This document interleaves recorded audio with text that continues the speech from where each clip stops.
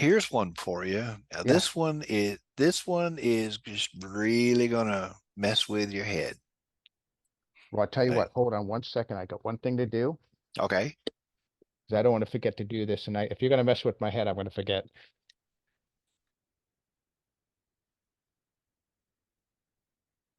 Okay, I'm back. All right. I'm gonna preface this by saying this is where um it gets a little difficult because you're going to have to shift away from the dogma that's been uh, perpetrated upon us. We've been Okay. programmed with, yeah, I got it. Hmm. And here is where you may want to, if you so choose, look up the words that I'm telling you in order that you can back it up. I went ahead and did the etymology on a lot of these words, but this is where it really starts to make you look at things differently. Okay, Are you ready? I am ready. It's all your fault. Okay. Leviticus 25:8. Okay. Okay. It says that in the 49th year, I'm just abbreviating at this point, you are to blow a ram's horn, Correct. shofar. Correct. And it is around the time of Yom Kippur. Right. The definition of the word Kippur is what? Well, do you use the word covering? Covering. It would also mean to purge Okay. or reconcile. Okay. Okay. So let's just go with purging, getting rid of, just get it out, right? And you will, let me get the text itself up. 25:8. Cry out for freedom. 25:8. Right. Right. Call for freedom. Yep. That will make sense spiritually. I see where this is going. Okay. So it shall be a ram's horn for you. Okay. What is the word they use? Jubilee? 25:8 you're talking about. And You Leviticus? Leviticus 25:8 is correct? 25. Uh, this is verse 10. I'm sorry. We're down to verse Oh, okay. 10. Okay. That makes a little more sense. Okay, let me go to okay. And you shall hallow the 15th year, 50, I'm sorry, 50th year, and proclaim liberty throughout the land unto all the inhabitants thereof.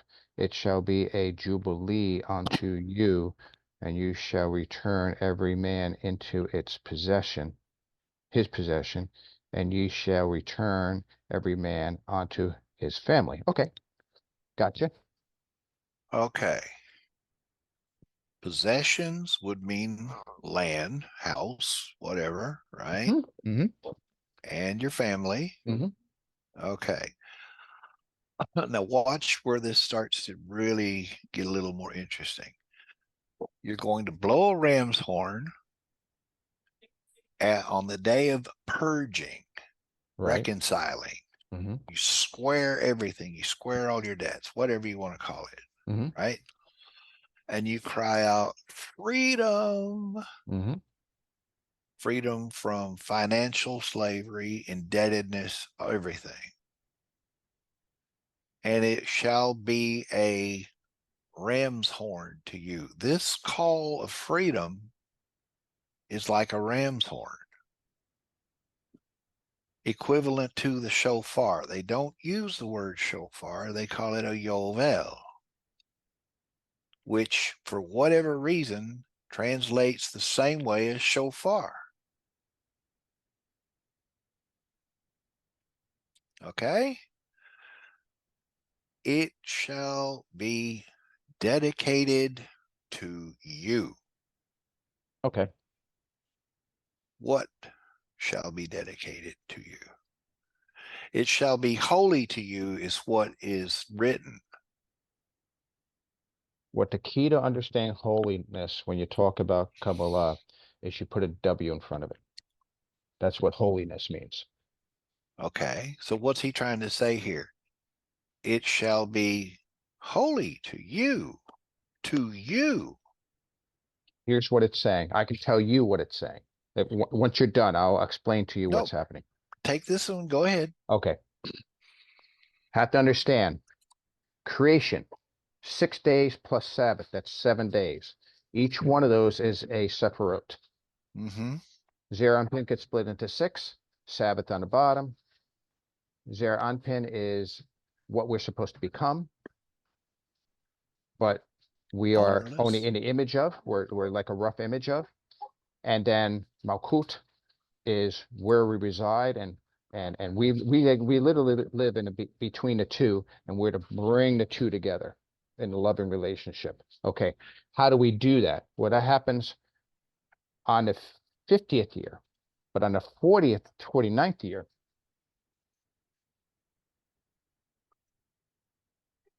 is everything okay? Okay. So anyway, so you have your 49 days. Now, if you take each Sephirot and you compare it to another Sephirot, and you also compare that Sephirot to itself, you have 49. That's what you're supposed to do. That's where you get to 49 days. And then the 50th is when the 10 utterances are given. A horn was blown, a sound was made. So the key with the horn is the sound, one of the keys. So we are raising ourselves up by perfecting those 49 levels, gates they're called, and we get to the 50th gate and we blow our horn, meaning we're making a sound. We're here. We're here. Let us in. Who is letting us in? Elohim. Elohim, the one who created the 6 days plus the seventh day. So we're going to Elohim. Here we are. We want to be sons and daughters of Elohim. Let us in. Why a ram's horn? Why? Because a ram represents leadership. They're being returned to their family. The land is being returned to them. And we all know that even in our society, going back a couple hundred years, land ownership meant you were a leader. You want to be a mayor, you've had to have owned land. Otherwise, you're never going to get in there. You want to become a statesman, you want to become you can't be renting an apartment. You have to own something, land ownership. If you want to vote, you had to have land. Mm-hmm. All of that, falls into this. So, Well, but this is in this case, what they do is it's not just 50 gates, but they dedicate each year to a specific gate. So you're approaching the 50th gate. Rod just sent something. Oh yeah. Yeah, we'll get to it. It's in Telegram. But you're right. And here is the key where this tells you that you're working on 2 levels. Verse 11. You have it in front of you?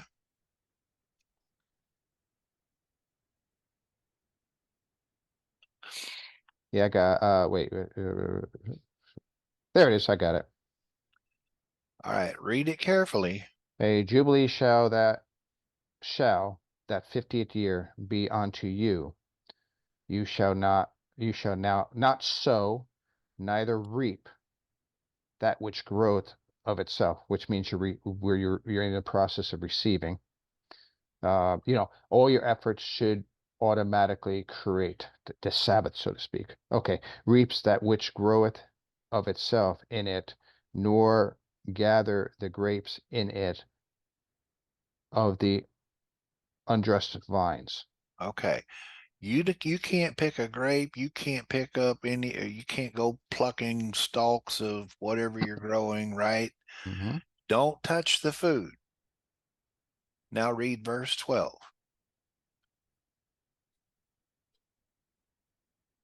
For it is a jubilee, it shall be holy unto you.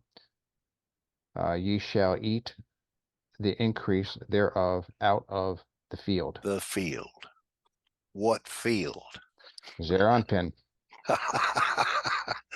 Don't be plucking grapes. Don't be plucking wheat or barley and chewing on the.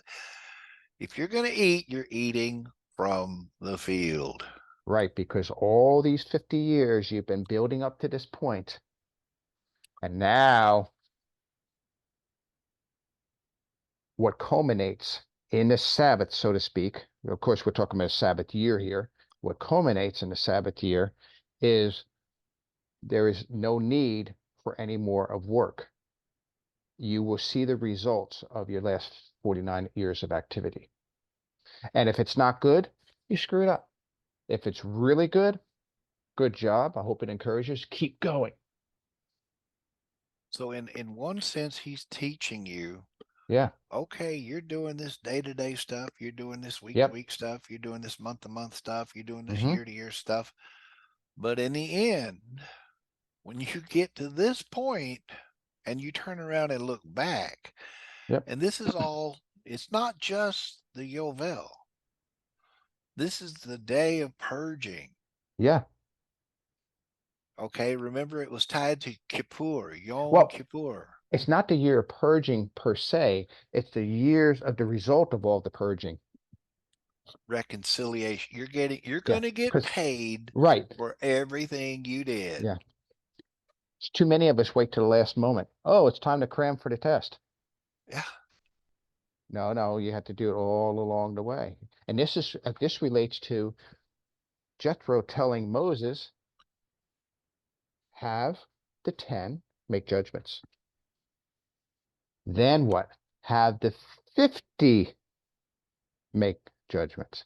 And then 100, and then the thousands, and then Moses. Yep. So even he understood the 49 gates. Even he would understand the Jubilee because Right. he brought that example right into the court system. Okay. Now, what we're just, what you're doing is the 49. Okay. And Hmm. then so on in the Jubilee. We're using this Hebrew constructed verbiage and model. Yeah. And if you take that model and set it over here, well, this is the short cycle and it's part of the long cycle. Hmm. And when we get to the end of this long cycle, we flip and start again. Right. Okay. Right. It's the idea, the principle is all the same. It's just the construct, the verbiage of the practice, if you will. Now, we don't know what other cultures were doing in their short cycles and their, you know, mid cycles and then their long cycle. We don't know what their practices and such were. All that's been And wiped out. and because Israel was not doing what they're supposed to do, we were forced to endure in Daniel 49 of 49 cycles, Yep. 49 gates, 49 times. We were forced as a result of not doing it. We're still forced to what? See the results of our lack of purging. And then I think somewhere in there, Hmm. one of the prophets says, Steve should be and here. Sorry. yeah, one of the prophets says, And once you've gone into exile and you've been out there and you've assimilated your ways and you've become like the world around you, one of these days it's going to slap you in the face. You're going to wake your ass up and you're going to say, damn, we've been doing it all wrong this entire time. And Yep. that's when the snap happens. Yep. Yep. Anyway, it's just that one. That one tells me right there, you're working on two levels. Yep. And if you want to think about the grapes and the wheat and just, what month is it? What day is it? Harvest day, and just going through the motions of blowing, you need to understand that this work that you're doing, what that keeps you occupied and busy, is to teach you how to focus, Yep. focus, Yep. focus, focus. Well, what do I get after all? Well, it's if you're a priest, when you hit the age of 50, Right. Again, the age 50. There's that number again, the 50th gate. So a Kohen going through from 20 to those 30 years, he is purifying himself. He has to be at a very high conscious level in order to be a Kohen to begin with. But by the end, he should be at such a high level. There's no more for him to do. He's done. would you be called a master at that point? Mm. A teacher, perhaps?